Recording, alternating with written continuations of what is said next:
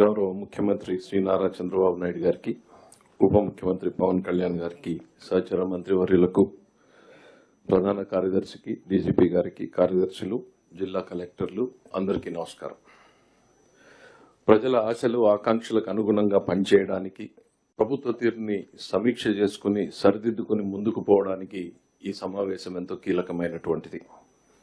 గౌరవ ముఖ్యమంత్రి గారి ఆలోచనలను, ఆదేశాలను అమలు చేయడం కోసం మనం అందరం ఇవాళ ఇక్కడ కూర్చున్నాం. Senior bureaucrats, front line leaders and all the elected representatives, we all have one thing in common: to achieve the goal of the Chief Minister. We have to resolve ourselves to translate our shared vision into tangible outcomes. ముఖ్యమంత్రి గారితో నా ప్రయాణం 1994 November, అంటే దాదాపు ఈ రోజుకి 30 సంవత్సరాల క్రితం ప్రారంభమైంది. 7 ఎన్నికలు చూశాను. మొదటి సంవత్సరంలో 95లో ముఖ్యమంత్రి గారు ఎంత తపనతో, ఆరాటంతో పనిచేశారు. 30 సంవత్సరాల తర్వాత అంతకు మించి రెట్టించినటువంటి తపన, ఆరాటం ఇవాళ ఆయనలో చూస్తున్నా. స్పష్టమైనటువంటి మార్పును గమనిస్తున్నా. అనునిత్యం ఆయన వెనకాల నడిచినటువంటి వ్యక్తిగా, ఆయన ఆలోచనలకు అనుగుణంగా పనిచేసినటువంటి వ్యక్తిగా నాకు ఆయనలో ఒక స్పష్టమైన మార్పు కనపడతా ఉంది.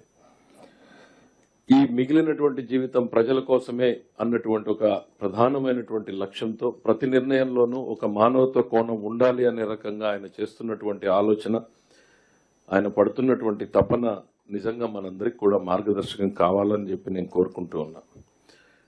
ఇది సుదీర్ఘ ఉపన్యాసానికి టైం కాదు. Briefly I want to tell what is the state of affairs today.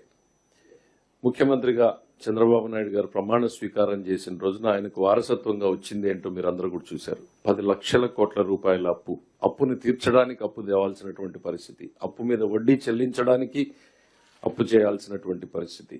గత సంవత్సరంలో రాష్ట్ర ఆదాయంలో 99% కేవలం జీతభత్యాలకు, పెన్షన్లకు మాత్రమే సరిపోయింది. అంటే ప్రభుత్వ ఇతర అవసరాలు, ఆల్ అదర్ కమిటెడ్ ఎక్స్పెండిచర్ లేకుండానే కేవలం స్టేట్ రెవెన్యూస్ మొత్తం శాలరీస్కి సరిపోయింది. అంతకు ముందు సంవత్సరాన్ని చూస్తే 107% ఆఫ్ ది శాలరీస్ ఎక్స్పెండిచర్, అంటే శాలరీస్ చెల్లించడానికి కూడా అప్పులు చేయాల్సినటువంటి పరిస్థితి 2 సంవత్సరాల క్రితం ఉన్నటువంటి పరిస్థితి. దీన్ని వారసత్వంగా తీసుకుని 1,14,000 కోట్ల నుంచి 1,30,000 కోట్ల రూపాయల చెల్లించాల్సినటువంటి బకాయిలు ఉన్నాయి. ఇమ్మీడియట్లీ నిన్న చెల్లించాల్సినవి, మొన్న చెల్లించాల్సినటువంటి బకాయిలు 1,14,000 నుంచి 1,30,000 కోట్ల రూపాయల బకాయిలు ఉన్నాయి. ఇక అత్యంత బాధాకరమైనటువంటిది అంటే ప్రతి వ్యవస్థని నాశనం చేసినటువంటి పరిస్థితి. నిన్న మొన్న 2-3 జిల్లాలకు రివ్యూకి వెళ్ళాం. 100 సంవత్సరాలుగా క్రితం ఉన్నటువంటి ఓ కేసీ కెనాల్ ఒక 5 సంవత్సరాల పాలనలో ఎట్లా డిస్ట్రాయ్ అయింది, ప్రాజెక్టులు ఎట్లా కొట్టుకుపోయాయి, తెగిపోయినటువంటి. అదే కర్నూలుకి వెళ్తే అలగనూరు బ్యాలెన్సింగ్ రిజర్వాయర్ కొట్టుకుపోయింది. 3 కోట్ల రూపాయలు ఖర్చు పెడితే సరిపోయేటువంటిది 3 సంవత్సరాల నిర్లక్ష్యంతో ఇవాళ 42 కోట్ల రూపాయలు ఖర్చు పెట్టాల్సినటువంటి పరిస్థితి. ప్రతి జిల్లాలోనూ, ప్రతి వ్యవస్థలోనూ ఇంతకన్నా దారుణమైనటువంటి పరిస్థితులు మనం అందరం కూడా చూస్తున్నాం. ఇది వారసత్వంగా చంద్రబాబు నాయుడు గారికి వచ్చినటువంటివి.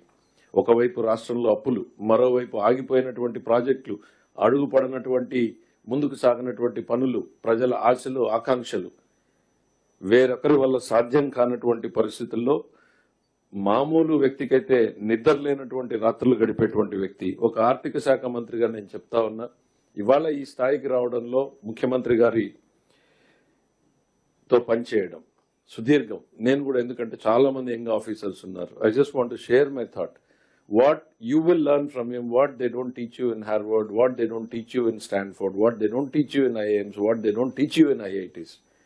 Just follow his footprints, just follow his thought process, just observe him, see him. It's a rare opportunity you all have to work under an inspiring leader like Chandrababu Naidu, who has shaped the destiny of this state in 1990s, who has shaped the destiny of the combined Andhra Pradesh in 90s, which has translated into a global city. And here again is on a mission to transform this state into a global economy. Let us just blindly follow his footprints. ఆయన ఇచ్చే ఆలోచనల్ని, ఆదేశాలని కళ్ళు మూసుకుని అమలు చేద్దాం. ఈ రాష్ట్రాన్ని మళ్లీ పరుగులు పెట్టించే దిశగా ముందుకు తీసుకెళ్దాం అనేటువంటిది నేను చెప్తాను. ఎన్నోసార్లు చెప్పాను, మీరు 10 యూనివర్సిటీల్లో నేర్చుకోలేనటువంటిది ఒక్క చంద్రబాబు నాయుడు గారి వద్ద మీరు నేర్చుకోగలరు. It's an opportunity to grow your self in life. ప్రజల కోసం కాదు, మీకోసం, ప్రజల కోసం, సమాజం కోసం.